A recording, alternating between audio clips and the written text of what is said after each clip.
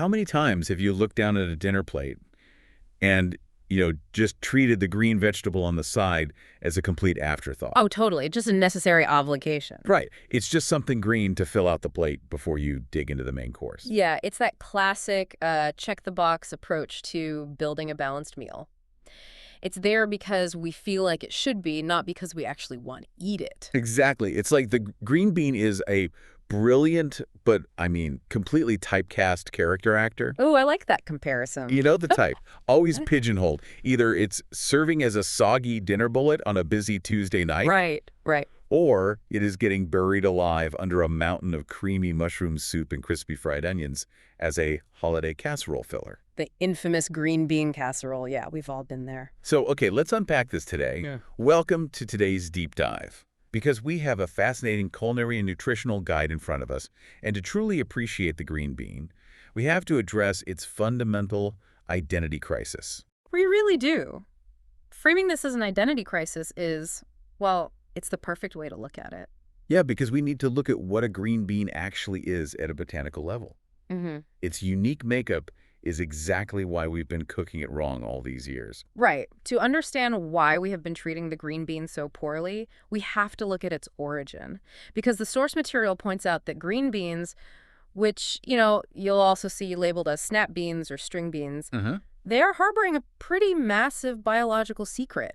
What's fascinating here is that green beans actually belong to the legume family. Wait, legumes? Yep, legumes. So you mean we were talking about the exact same family as like black beans or pinto beans or chickpeas? Precisely. They are direct cousins to those dense, dry, rock-hard beans we keep in glass jars in our pantries. Okay, I have to push back on that immediately. Go for it. Because a dry black bean takes, like 3 hours of simmering just to become edible? At least, yeah. But a green bean can be eaten raw, right off the vine. How are they structurally the same thing?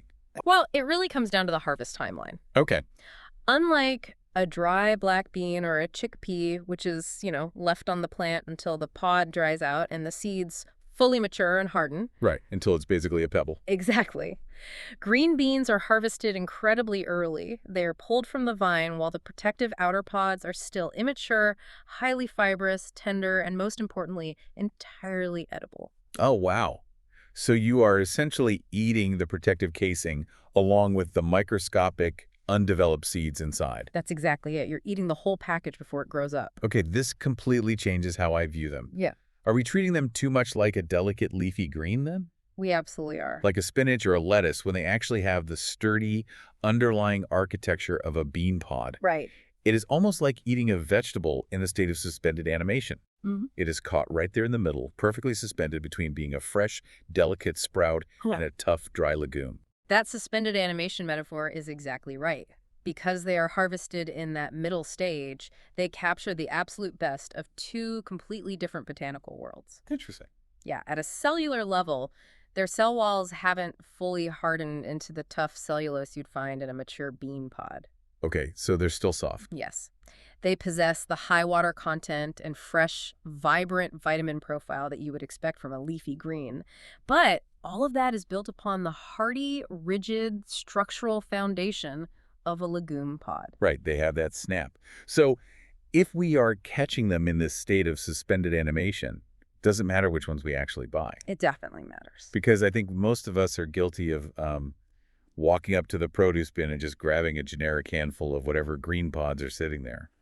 Are the different varieties just the exact same plant harvested a day or two apart? Not at all. I mean, over centuries, farmers have selectively cultivated this suspended state to highlight totally different structural characteristics. So they're basically engineered. Yeah, in a way, you aren't just buying generic green beans, you are choosing a specific variety engineered for a specific culinary outcome. Okay, here's where it gets really interesting then. The guide we are looking at highlights 3 specific varieties that you will commonly find, and understanding the cellular difference between them is key. First, you have the classic round green beans. The reliable standard, the everyday workhorse of the produce aisle. Exactly. They have a thick, fleshy pod wall, a very high water content, and a classic robust snap. Standard green bean stuff. Right. But then you have the flat Romano beans. Romano, okay. Visually, these are quite different. They are much wider and flatter than the classic round beans. And because of that flatter architecture, they have a different ratio of pod tissue to seed. Okay, so what does that actually mean for the taste? Well, the fascinating thing about Romano beans is their cellular makeup. They contain specific carbohydrate structures that become incredibly sweet when exposed to prolonged, dry heat. Wait, really? So the shape actually changes the sugar concentration? It changes how the heat interacts with the pod. Oh, I see. The wider surface area allows for more direct contact with a hot pan or oven. That triggers rapid moisture evaporation and concentrates those natural sugars in a way the thick, round classic beans don't quite match. Okay, so we have the fleshy classic, and we have the wide, sweet Romano. What is the third one mentioned in the guide? The third is the slender French haricot. Haricot verts, fancy. Very fancy. These are much thinner and much more delicate. They've been bred to have almost zero string. String. You mean like that tough part you have to peel off? Exactly. That tough vascular tissue that runs down the seam of older green bean varieties. Because of their minimal fibrous tissue and a tiny diameter, they cook up in mere minutes and deliver a remarkably sharp, elegant crunch. It is basically a wardrobe for your plate. A wardrobe. Yeah, think about it. The haricot vert, those thin French beans, that is your tailored tuxedo. Oh, I see where you're You going. bring that out for a quick, elegant, sharp weeknight dinner where you barely want to cook them. Right, right. But the Romano beans, those flat ones that get sweet and caramelized in the oven, that is the cozy, thick winter sweater you just want to roast slowly on a chilly Sunday evening. That is a great analogy. You are literally matching the structural architecture of the bean to the cooking method you want to apply. Okay, but if those slender French beans cook so incredibly fast compared to a dense Romano bean, are we actually preserving more of the nutrients inside them? Well, cooking times definitely affect nutrients. What is the actual nutritional payload we're trying to protect here anyway? Right. We know they have the structure of a legume and the water content of a green, but what is actually happening inside our bodies when we eat them? The nutritional payload is incredibly dense, and it's intrinsically tied to that suspended animation state we discussed earlier. Because they're still growing. Yes. Because the plant is actively growing when it's picked, it is flooding that pod with resources. Let's break down exactly what the source material highlights, starting with the vitamins. Let's do it. Green beans are exceptionally rich in vitamins A, C, and K. Okay. We always hear things like vitamin K thrown around on supplement bottles or, health blogs. But in the context of a fresh vegetable, what is that actually doing once it hits my bloodstream? If we connect this to the bigger picture, it has a highly specific mechanical function. Vitamin K is absolutely essential for the synthesis of proteins required for blood clotting. Blood clotting, really? Yeah, specifically a protein called prothrombin. Without adequate vitamin K, your body literally struggles to stop a cut from bleeding. Wow. Okay. Furthermore, it works alongside calcium to regulate bone metabolism, helping to maintain the physical density of your skeleton. So it's literally foundational maintenance for your bones and blood. That's wild. And what about the vitamin C and the vitamin A? Those are crucial too. Because we always hear those called antioxidants, but what does that actually mean mechanically? To understand what antioxidants do, you have to understand oxidative stress. Okay, break that down for me. Throughout the day, your body produces molecules called free radicals. These are highly unstable molecules because they are missing an electron. Right. Unstable. So to stabilize themselves, these free radicals will violently steal electrons from your healthy cells. Ouch. Yeah, damaging your cell membranes and even your DNA in the process. This damage is oxidative stress. And the vitamins step in to stop that theft. Exactly. The vitamin C, along with beta-carotene, which is the plant pigment your body converts into vitamin A, act as cellular bodyguards. Bodyguards, I love that. They're uniquely structured to donate electrons to those unstable free radicals without becoming unstable themselves. Oh, so they just hand over the free radical ones? Precisely. They actively neutralize the threat, protecting your cells from structural damage and supporting your overall immune function. That is some serious heavy lifting for a side dish. It really is. But the guide doesn't just stop at vitamins, right? It pivots heavily into folate and dietary fiber. It does, and for good reason. A single cup of green beans provides a massive boost of dietary fiber, and crucially, it provides both soluble and insoluble fiber. Okay, I always get these two confused. Insoluble is the roughage, right? Like the structural part of the plant. Correct. Insoluble fiber is essentially the rigid cell walls of that legume pod we were talking about. Right, the armor. Yeah, and it doesn't break down in water. Instead, it acts like a physical broom, sweeping through your digestive tract, providing scaffolding, and keeping your digestion incredibly regular. Okay, got it. And the soluble fiber. Soluble fiber, on the other hand, is something entirely different, and it's the key to how a green bean actively supports heart health. Wait, how does a fibrous green bean have any impact on your heart? By physically removing cholesterol from your body. Really? Just from eating it? Yeah. When you digest soluble fiber, it dissolves in your stomach and absorbs water, forming a thick, viscous gel. Okay, the gel. As this gel moves through your intestines, it acts like a sponge, binding to bile acids. Now, bile acids are made from cholesterol in your liver. I see where this is going.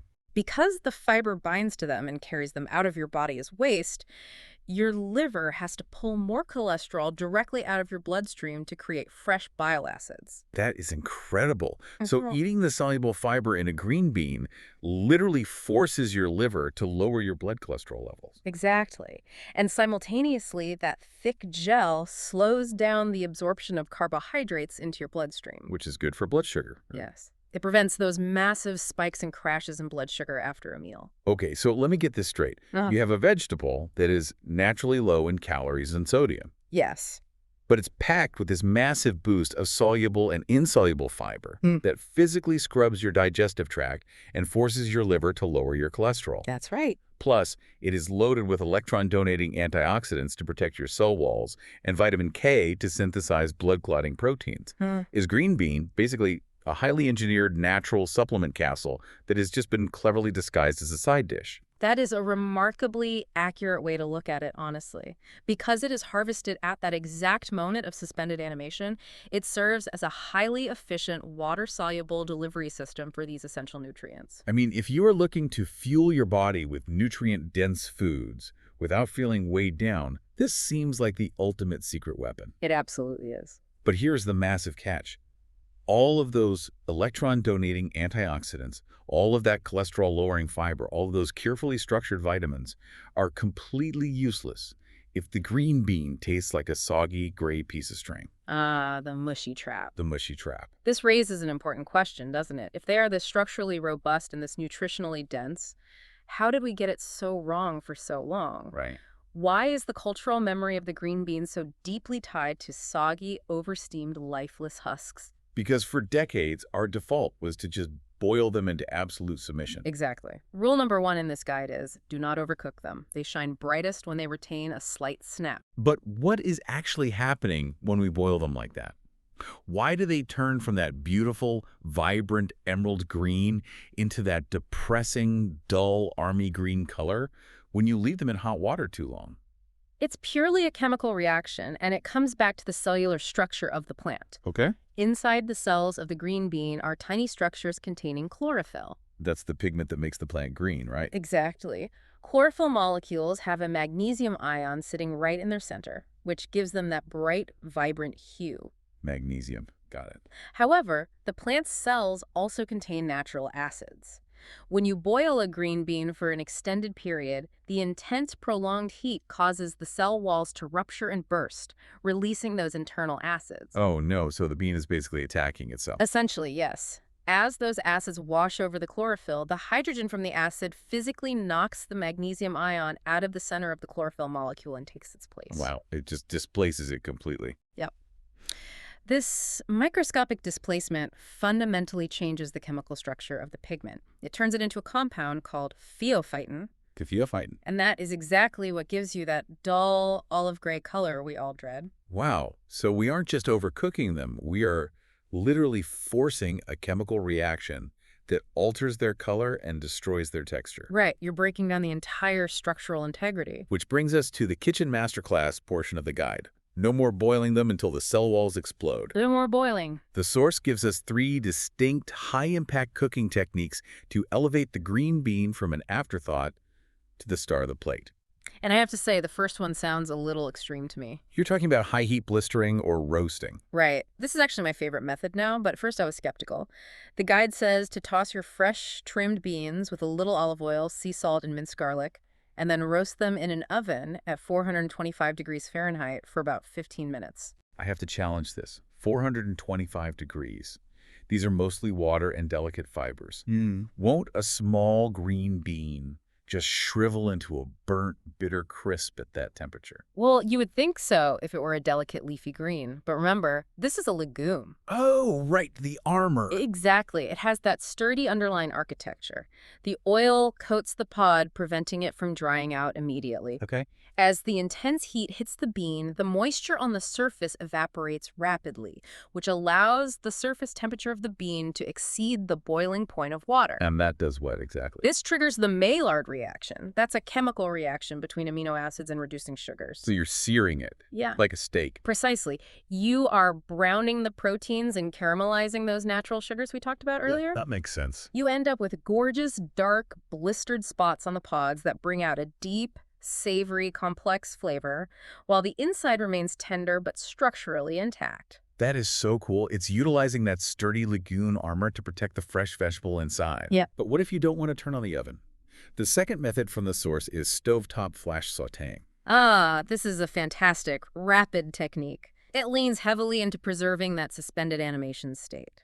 So you get a skillet incredibly hot, you throw the beans in with some sesame oil, a splash of tamari, and maybe some crushed red pepper flakes or toasted sesame seeds. Yeah. But you're only cooking them for a few minutes. Right. What's happening here is a rapid transfer of heat. Okay. The high heat of the skillet caramelizes the sugars locked on the surface of the bean almost instantly. You are creating those complex, sweet and savory flavor compounds on the outside. But without turning them to mush. Exactly. Because the cooking time is so incredibly short, the heat never penetrates deep enough to rupture the cell walls internally. You keep that vibrant internal crunch completely intact. You get the flavor development of a long cook, but the texture of a fresh vegetable. That's brilliant. It really is. And the third method is blanching, which the guide says is perfect for things like a crisp summer salad. But wait, didn't we just say boiling water is the enemy? Prolonged boiling is the enemy. Blanching requires absolute precision. Okay, how precise are we talking? The guide specifies 2 minutes in rapidly boiling, heavily salted water. Not 10 minutes, just 2. And then the absolute most crucial step, Mm. an immediate plunge into a massive bowl of ice water. Yes! Why is the ice water so mandatory? What if I just take them out and let them cool on a plate? Well, if you let them cool on a plate, the residual heat trapped inside the dense pod will continue to cook the bean. Oh, they just keep cooking themselves. Yeah, the cell walls will eventually rupture, the acids will be released, the magnesium will be displaced, and you'll get that gray pheophytin color all over again. The mushy trap strikes again. Exactly. So the ice bath is a precise thermal shock. When you plunge the boiling hot bean into freezing water, you instantly drop its internal temperature, completely halting the cooking process and deactivating the enzymes that break down the plant's structure. Wow. You are literally locking the chlorophyll in its vibrant, magnesium-rich state. It's like freezing time. Basically, yeah. So we have the blistering in the hot oven for savory depth, the flash sautéing for caramelized crunch, and the precise thermal shock of blanching for that brilliant emerald pop. We have all the tools we need now. We really do. We now have the botanical context of what this plant actually is. We understand the specific mechanical pathways of its nutritional payload, and we have the exact chemical blueprints for how to cook it without destroying it. And, you know, knowledge really is most valuable when you actually apply it to your daily life. Healthy eating doesn't have to be complicated. It's simply about treating simple ingredients with a little respect and imagination. So what does this all mean for you? We have a direct challenge for you based on everything in the source guide. Ditch the canned greens this week. Please do. Ditch the overcooked, steamed-to-death vegetables. Go to your local market and look closely at what you're buying. Pick up a fresh bunch of crisp green beans. Yeah, maybe try to find those wide Romano beans or the elegant stringless haricot verts. Take them home, try blistering them in a 425-degree oven with just a little garlic and olive oil to trigger that Maillard reaction, and just watch how fast they disappear from your dinner table. They'll be gone in seconds. You possess the power to transform a dreaded culinary cliché into something you actively crave. Before we go, I want to leave you with one final lingering concept to chew on, drawing right from the botanical notes we unpacked today. Oh, I'd love to hear this. Think about the fact that a green bean is essentially an immature plant. Right. It is a legume that we have intentionally interrupted before it can mature into a tough, dry, rigid bean. When you take that interrupted plant and you apply intense heat and you caramelize its natural sugars in a hot skillet, you aren't just making a side dish. What are you making? You are literally capturing the fleeting youthful energy of a plant in its absolute most vibrant, protected stage. Yeah. It makes you wonder, what other simple, everyday ingredients sitting around in your kitchen right now are hiding a totally different botanical identity, just waiting for the right scientific technique to unlock it. The character actor was an A-list star all along. It just needed the right director. That's a perfect way to put it. Thank you so much for joining us on this deep dive. Go hit the market, embrace the high heat, and be sure to share this vegetable inspiration boost with a friend who might still be suffering through soggy dinner bullets. We'll catch you on the next deep dive.